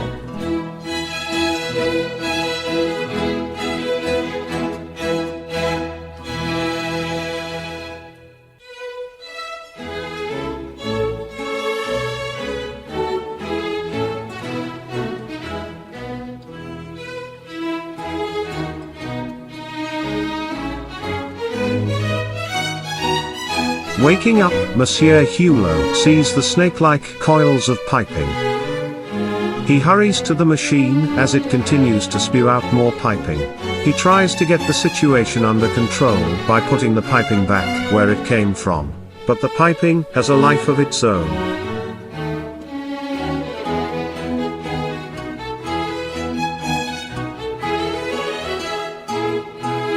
He turns to the source of the problem, the machine itself. But one press of the wrong button and the piping starts coming out in ugly, deformed shapes. He tries another button to no avail. Help is required. He calls to the passing workers, but they do not hear. Returning to the machine, he feverishly pushes some more buttons. That seems to do the trick. The piping is coming out as it should. Whoops! That's an error. Whoops! Whoops! It's coming out now, looking like sausages. Monsieur Hulot is in panic mode.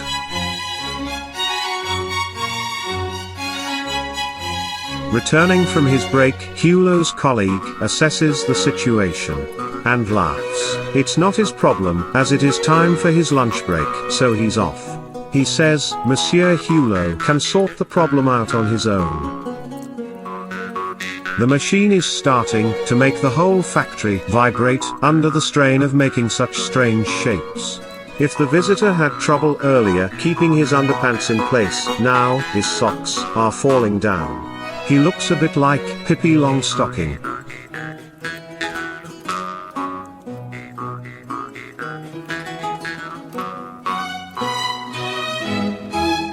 Desperate for help, Monsieur Hulot sees that Mr. Pichard is busy with the client and decides it best not to cause an embarrassment in front of the visitor. So, Hulot reluctantly turns back. When the quality checker looks up from his clipboard, he is dismayed at what he sees coming out of the factory. Many of the workers just laugh. But one of them realizes the significance of what is happening and rushes inside to help. He immediately takes charge.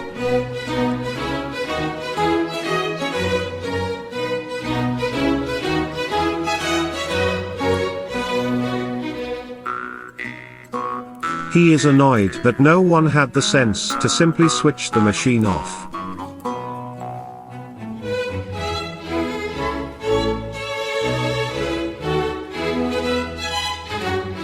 He gathers up the last of the faulty piping and attempts to smuggle it out under his cape. But, seeing Mr. Pichard and the visitor, he hurries off with the offending piping in a different direction. Mr. Pishar is quick to realize what has happened and distracts the visitor's attention elsewhere. Mr. Arpel half wonders if there is a problem, but luckily the lure of his new car still has his attention. The other workers are ready to help out, but, for the moment, are too afraid. The visitor is too embarrassed to say that he is having trouble not only keeping his socks up, but also his trousers. We need elasticity of spirit.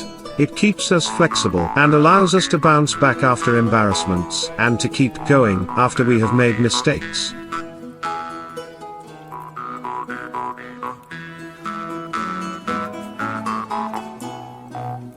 Now that Mr. Arpel is no longer distracted, Mr. Pishar gives him the evidence of the faulty piping and politely hints that Monsieur Hulot might not be cut out for this type of work. This news gives Mr. Arpel a new distraction. As a result, he signs the delivery note that the assistant puts before him without reading it. We begin to see that life is full of distractions vying for our attention, and many things fall between the cracks, leading to complications, disagreements, and miscommunications.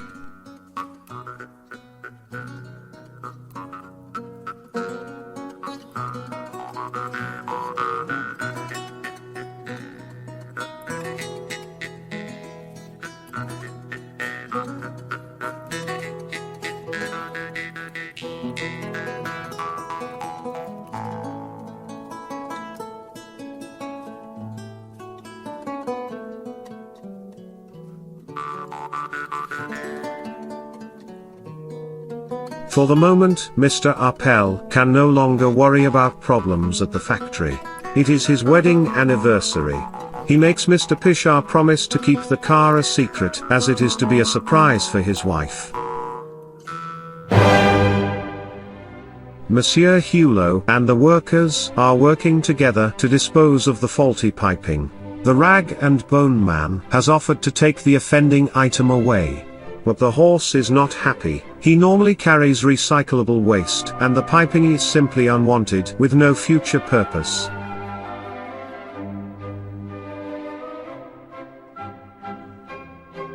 It takes Monsieur Hulot's friendly hand to guide the horse into action.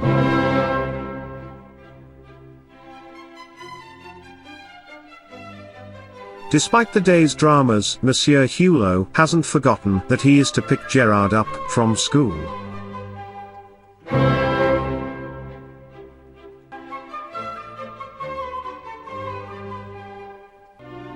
Gerard is the envy of his friends. They all want to ride on the cart. It won't be long now before Mr. Arpel is home. Mrs. Arpel is ready and waiting. She tells Georgette to switch on the electricity to the garage and tries out the new door.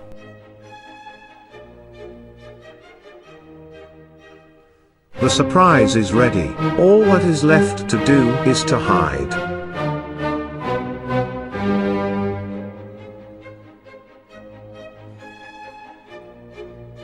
Mr. Arpel looks very pleased with himself. In a few moments, he will reveal the shiny new car to his wife.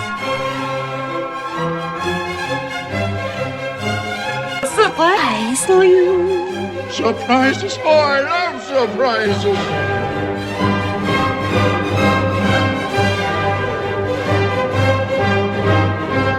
Mrs. Arpel explains how the doors work, and the happy couple walk down the aisle between the two magic eyes that trigger the door. Mr. Arpel reveals that he also has a surprise. Through the side gate, Mrs. Arpel gets a glimpse of the new car and can't wait to get the gates open to see the surprise in full.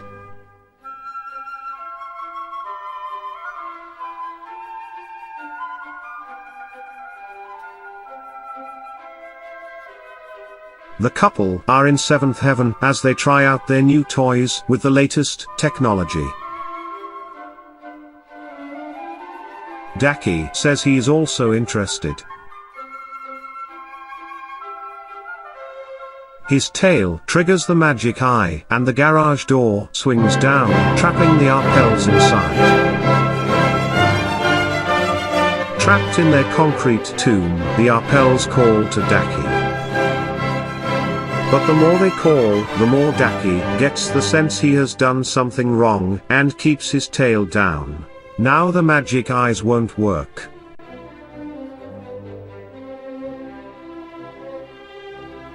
As we know, Daki has a short attention span, so he soon bores of this game, and wanders off. In desperation, the Arpels call out to Georgette for help. Confused by all the switches, she turns on the fountain and opens the windows, before realizing she is being called over to the garage.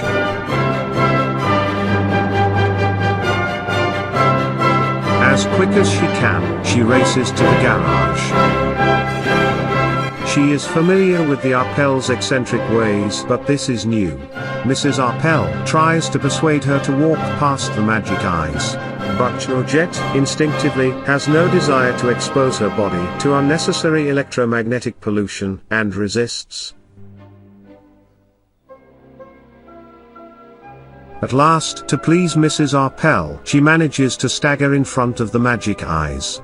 And, as if by magic, the Arpels are freed from their self-inflicted prison.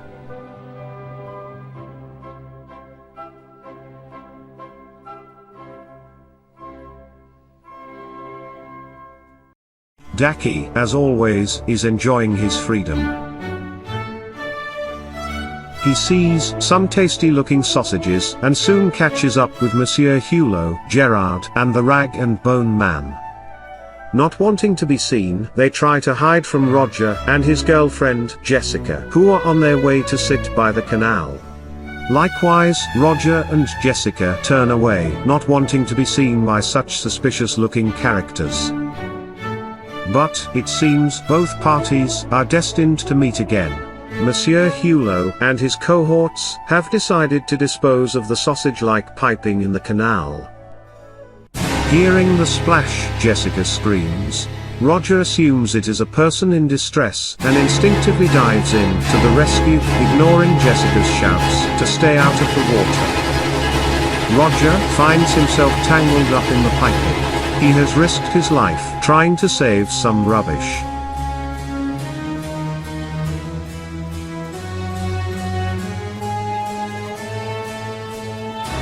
Roger is livid, and wants revenge on the irresponsible misfits who are tipping rubbish into the canal.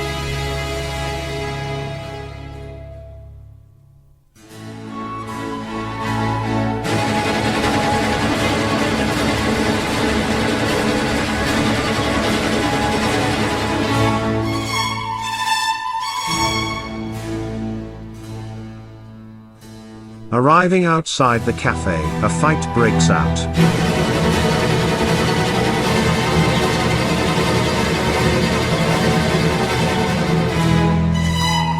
Time for a real fist fight.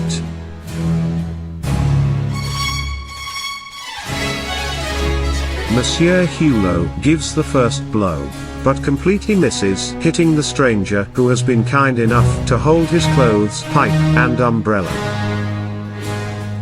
The only thing they can all do now is to help the stranger into the cafe and offer him a drink.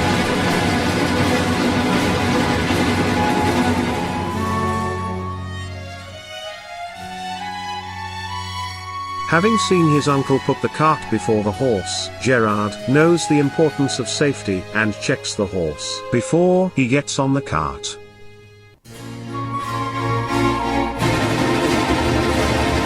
Then, he lets his imagination rip, and has great fun on an imaginary journey.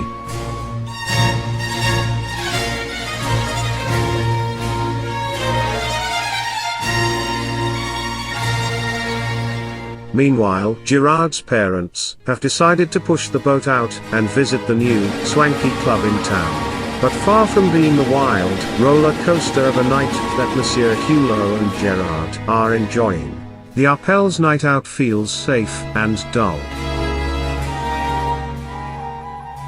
The former sworn enemies have offered to give Roger and Jessica a ride home. Monsieur Hulot has lent his coat to Roger as Roger's clothes are still wet. They are the greatest of friends now.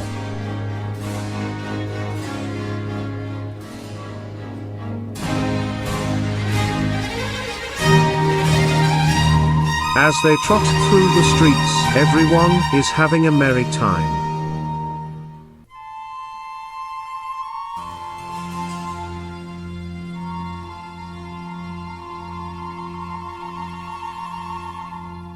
Meanwhile, at the swanky club, the doorman is superfluous as he stands by the automatic doors.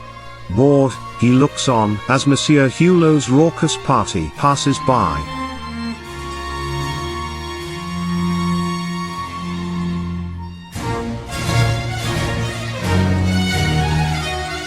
Inside the club, Mr. and Mrs. Arkell are enjoying an expensive evening of refined entertainment. They sit in silence as they enjoy the music.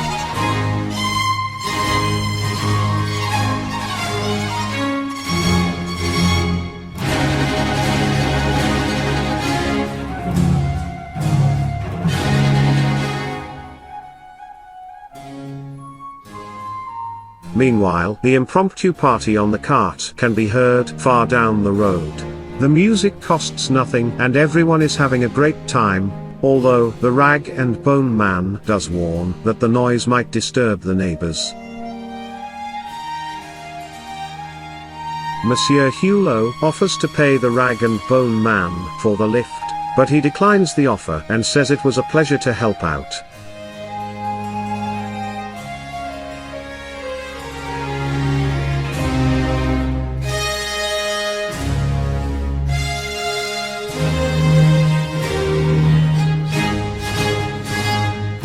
In contrast to the rowdy noise outside the Arkells' house, all is quiet inside their car, as they exchange a few words of reflection on the quality of their evening.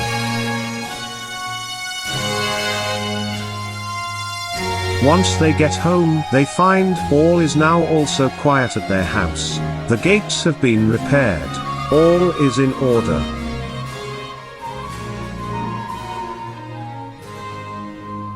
Or perhaps some of that order has been lost.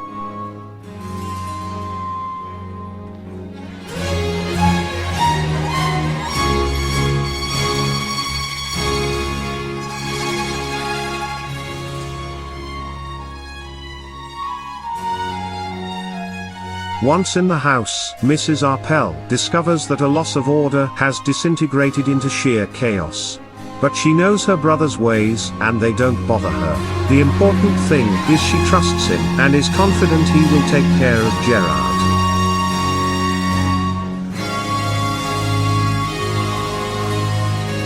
Mr. Arkell feels he has worked hard to pay for the perfect home.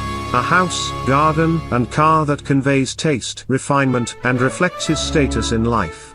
He is not at all happy to find his living room in disarray and the fashionable sofa turned on its side. This is the last straw. He starts to rant and rave as Mrs. Arkell tries to quieten him so he does not wake Gerard.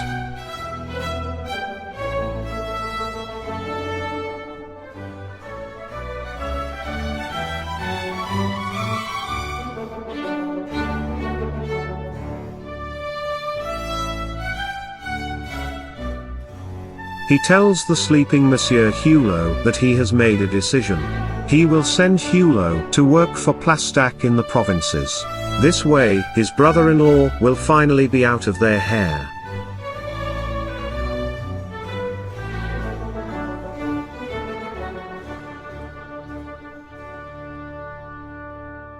The next morning, Mrs. Arkell is up bright and early, bringing order back to the chaos.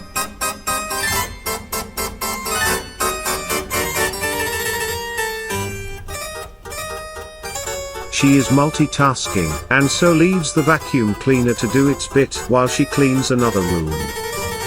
Gerard has found something he wants to show his mother. Hearing the vacuum cleaner, he has rushed in expecting to find her. Instead, the room is empty, filled only with the noise of the vacuum cleaner. In the kitchen, Mr. Arkell is trying to say something to his wife. But over the noise of the vacuum cleaner and all her kitchen gadgets, Mrs. Arpel can't hear a word. Exasperated, he leaves. Hearing the door slam, Mrs. Arpel turns around to find the room is empty.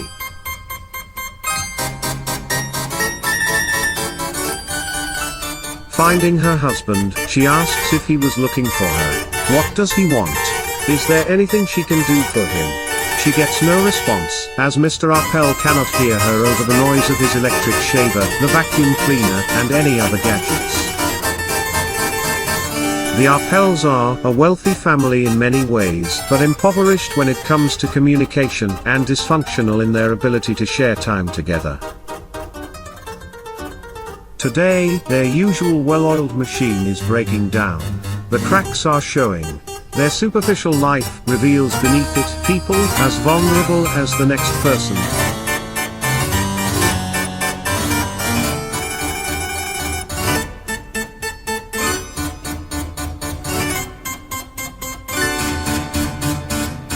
Time moves in only one direction, but our thoughts can go out in all directions. The past can never be completely destroyed. To build a future without an understanding of the past is to build a house of cards.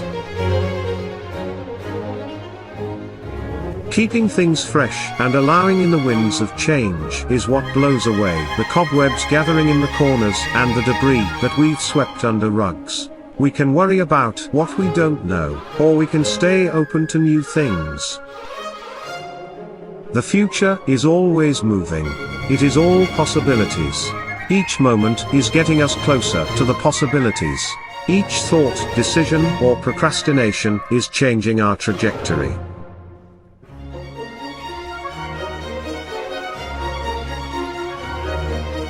Life is a song, so sing it. Life is always unfolding, but often we cannot see where we are going. This is frightening.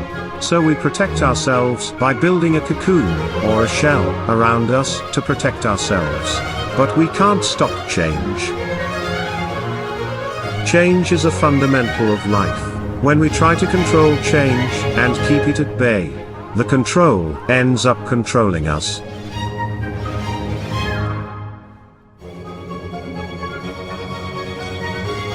It's okay to change your mind and change your direction. Do what feels right for you. And remember, you can't please everyone. Come out of the dark and see something new. Life can require us to make sacrifices. Can we meet the challenge? Self-discipline is the key to dignity.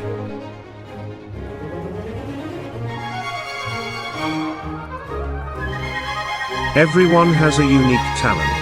When we blend this with service to others, we experience the ecstasy and exaltation of our own spirit, which is the ultimate goal of all goals. Life is a game, so play it, but with the lightness of bringing a dream into reality. Life is love, so enjoy it. Let it blossom and gently grow right beneath your very nose, like air on the G-string.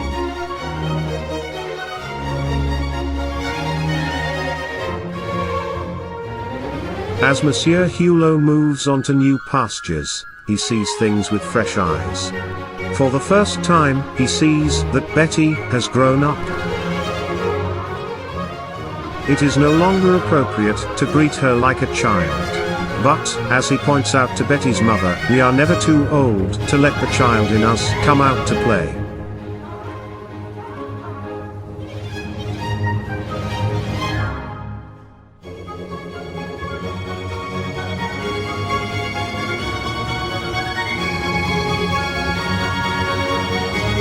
You don't need to be an adrenaline junkie in a racing car. Don't rush, be patient. Let the game of life come to you. It doesn't matter whether you are dressed in rags or riches. Life is about chipping away at the exterior to uncover the truth of the love and beauty that lies beneath. We need to keep our enthusiasm for life ignited.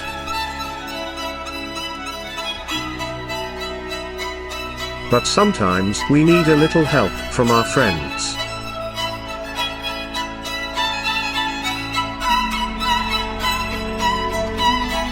And we need to be tolerant of each other's foibles if we are to get along.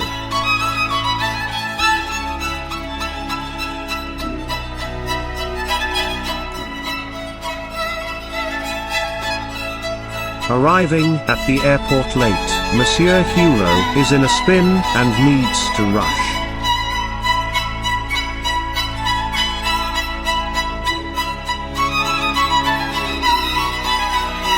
There isn't time for long goodbyes.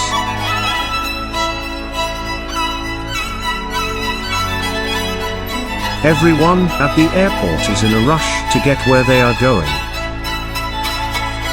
Even those who have vowed to travel lightly are weighed down by much luggage from their past.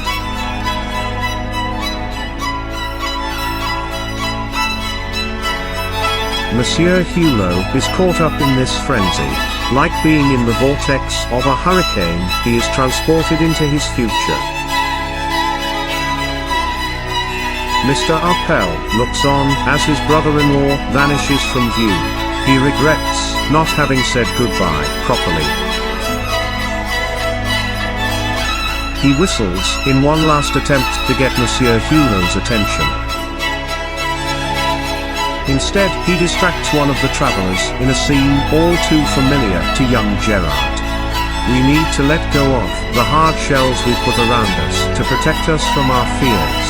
Inside, we are all human. It is time to let our hearts out.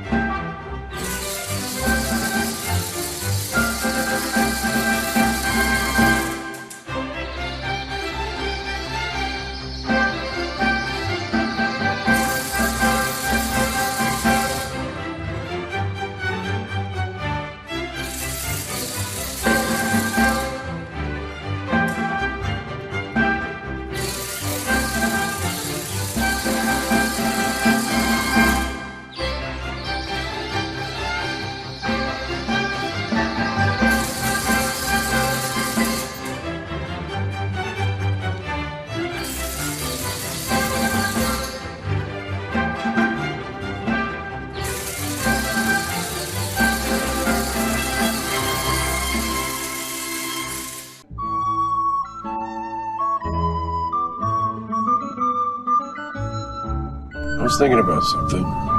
You get used to a certain way of being, and you think we are who we are, or you think we can change. What, you mean people like you? Well, me, you, people in general. I don't know if anyone ever changes, really. But we can evolve. That's what we're trying to do, isn't it? Just become better versions of ourselves.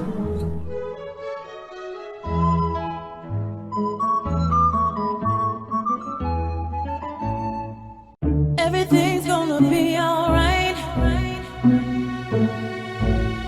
Everything's gonna be alright. Whoever thought the sun would come crashing down? My life in flames, my tears concrete the pain. We feel the end, the darkest, deepest riverbed. My book of life incomplete without you here. Alone I sit and reminisce. Sometimes I miss your touch, your kiss, your smile. And meanwhile, you know I never cried, cause deep down inside, you know our love will never ever die. Everything's gonna be alright. Yeah. Everything's gonna be okay. No doubt. Everything's gonna be alright. Together we can take this one day at a time. Can you take my breath away? Yeah. Can you give him life today? No doubt. Is everything gonna be okay?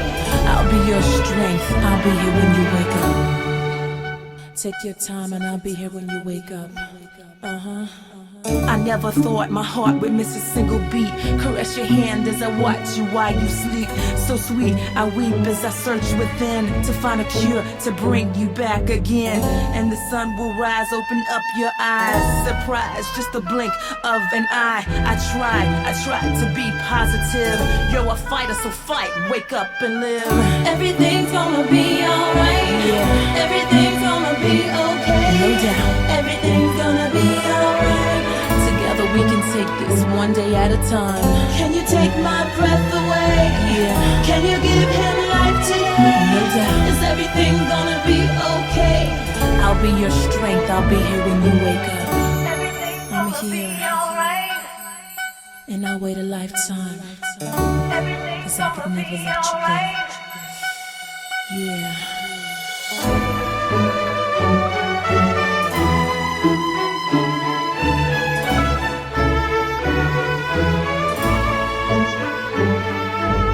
I'd give my life to only see you breathe again. Hand in hand as we walk on the white sands. To hear your voice, rejoice as you rise and say, this is the day that I wait and pray, okay? Today's silence as time just moves on. You can't hear it though, but I'm playing our favorite songs. I miss you much, I wish you'd come back to me. You see, I'd wait a lifetime, cause you're my destiny. Everything's gonna be alright. Yeah. Everything's gonna be okay. No doubt. Everything's gonna be alright. Together we can take it one day at a time. Can you take my breath away? Yeah. Can you give him life today? No doubt. Is everything gonna be okay? I'll be your strength. I'll be here when you wake up, alright? Everything's gonna be alright. No doubt. Everything's gonna be alright.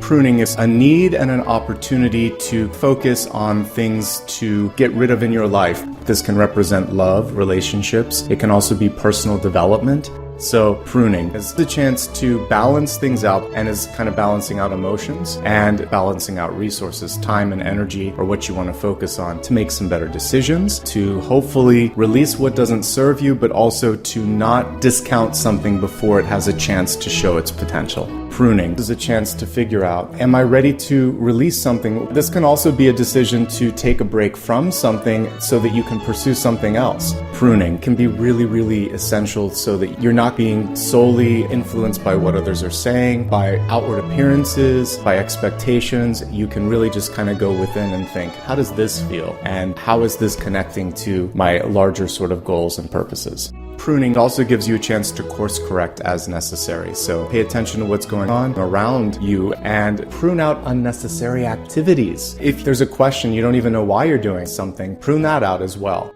This is where you can prune without feeling bad at all, but don't go too far with the pruning. Find that happy medium. When it comes to pruning, if you do it at the wrong part of the season, sometimes you can stunt growth. If you go too far in pruning, rather than encouraging growth, it can actually hurt the plant. So there's this magic amount where you will take off a little bit here, take off a little bit here, and then suddenly things are great. But the season, the timing, and how far, these are the sort of questions here. So pruning reminds us of the importance of taking one step at a time, not making massive movements. The flip side to this is we want to make sure that you give something ample time to show up and to grow and to develop.